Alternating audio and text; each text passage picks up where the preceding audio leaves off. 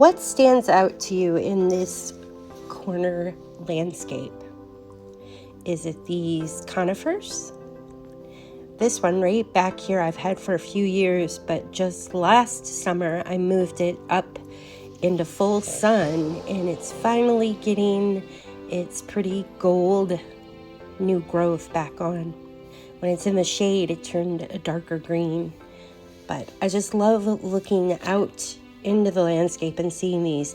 These are called the golden thread cypress, at least that's what the tag said. And I'm so happy I decided to put them up in this front landscape because it's so nice to look out and see this pretty gold. And they seem to really like this area of the garden.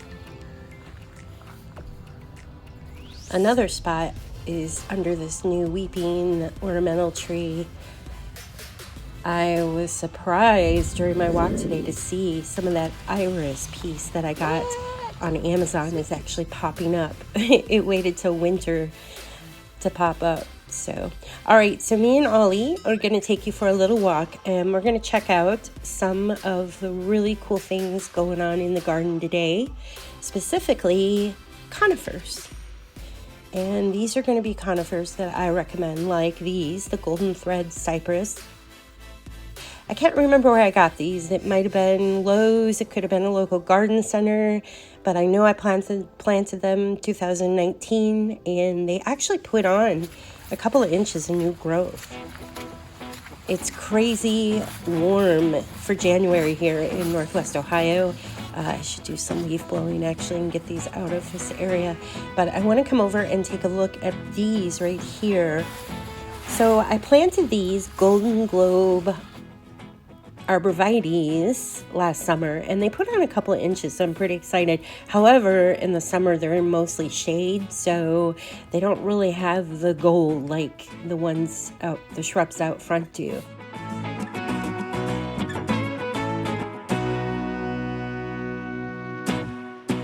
I planted them here for the color interest, and they are slow growers. So I was really hoping eventually they'll cover the black grill cover that's here. I wouldn't be surprised if we didn't have flowers coming up almost on these. I bet. Look at that. What'd you find? Most of the shade is coming from this tree here. We did prune it back because it was touching the house, believe it or not. But, and unfortunately, these hellebores got a lot of sun last year, so they didn't put on much new growth. However, I'm noticing with the winter, they've actually put on some new sprouts, and look down here. Some new growth. Jeez, not yet, guys. Oh, man, that's not good. Cover that up. I didn't pay that. I got an discount. Just cover that up. The wood pile's getting down. We've been heating the house pretty good with it, so yep. Have to haul another load in.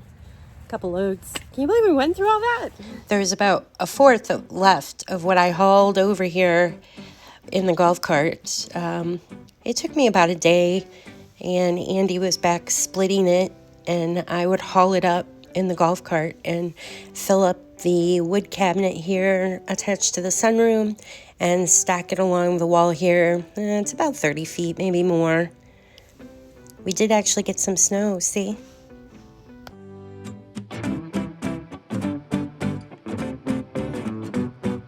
Here, I love these, but I did not expect, and I don't remember the tips, turning this bronzy color, which is still beautiful, but it'd be neat if it was that bright chartreuse yellow. Is that how you say it? It's like a goldie, but I'm not complaining. This is beautiful, and what a beautiful variety. It's getting really big, and it's doing its job kind of blocking the mucky looking woods. Here's where the deer attacked it. In fact, I need to get back out here and spray that again. Yeah. Here is an American, well, it's a different variety of the American Arborvitae. It was tagged that, but it's totally growing different than the ones that I grow from little cuts.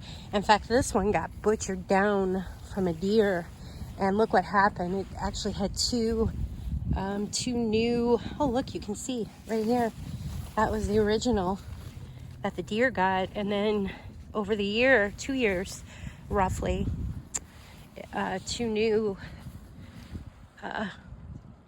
sprouts came out the top, so that made it nice and full, which is doing its job.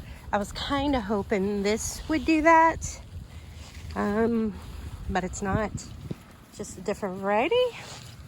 You know what, I take that back. There is kind of a section in here that is kind of sprouting up, but I think something will fill it in eventually here. I just got to protect it until that happens. But I actually have two different Arborvitaes back here. Actually, I like this color in the winter.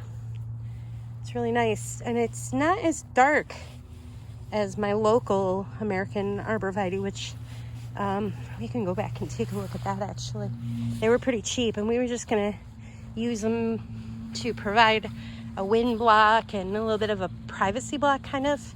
I don't like looking out in the winter and seeing. This area usually floods, and the swamp trees behind.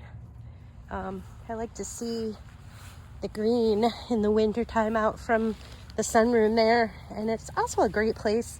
The birds like to hang out in here and stuff. So like this tree, oh my gosh, there's many different birds that live inside that one. That one was here when we moved in, not quite that big. It's gotten bigger, of course, but the original owners planted that beautiful tree. And yeah, see how wet it gets in here. There's no, we don't have a tiling up here. I don't know if my husband will ever do that up here. Who knows? This I'm pretty proud of. I planted this one. He's getting really big. He's like 20 feet tall. He's wispy up there, thin, but it'll fill in. How cool is that? I put that one in maybe 12 years ago, I think 2005, roughly, along with, just got a bunch of random stuff shoved over here. I need to do a better job at weeding over here this next spring. Look, I even got grapevine. Oh God, I hope that's grapevine. Yeah, that's grapevine. Been rewriting a post about poison ivy, and I've actually woke up in the middle of the night itchy. But look how beautiful this one is. It's another one I planted. It was maybe a foot tall. It's doing really well. It's actually one of my favorites just because it's a unique shape. This is the Eastern Hemlock, and it's a pretty slow grower. Like I said, I've had this one back here a while, and I just really like the color interest and the shape of this tree. It's kind of unique, and it also puts off these little tiny baby pine cones. Really cute. Roses Sharon, and they're tucked in. I was hoping one day those green behind these Roses Sharons that I have, those green will actually be taller than the Roses Sharon, so hopefully we'll see that day. This is a mess I need to clean up in the spring. We planted 2 cherry trees here, and they didn't do very well. I'm not sure what was wrong, but they didn't like it here. They had full sun. Who knows? Who knows? So we're gonna pull those stakes out and put something else. But I want to show you back here. I've stuck in a few of the American Arborvitae that I grow, and look, they do get to be like a shabby goldy color, don't they? I don't know, like my new name, it's a shabby goldy color. I stuck a few of these little trees in here about 4 years ago after cleaning up this section, believe it or not. And after the deer attacked them, see, you can see where the deer ate them down, I kind of let the wild rose shrubs come back up. But if you notice, if you look really close, these wild roses have actually been protecting the new growth on those conifers. So hopefully I'll just let the roses not completely take over, just long enough for those Arborvitaes to get bushier and taller where the deer won't have any interest in them. And then I'll cut the wild rose shrubs back. That'd be quite the chore. But it really is pretty to have some nice green interests along this mucky black swamp area in our property. Muddy, rainy day. Next week we'll probably have snow back here. We'll see. See, I've got water up in here along this trail. You can see the dome way back there. And we're hoping to run some tiling in there. There they are. They're getting really big.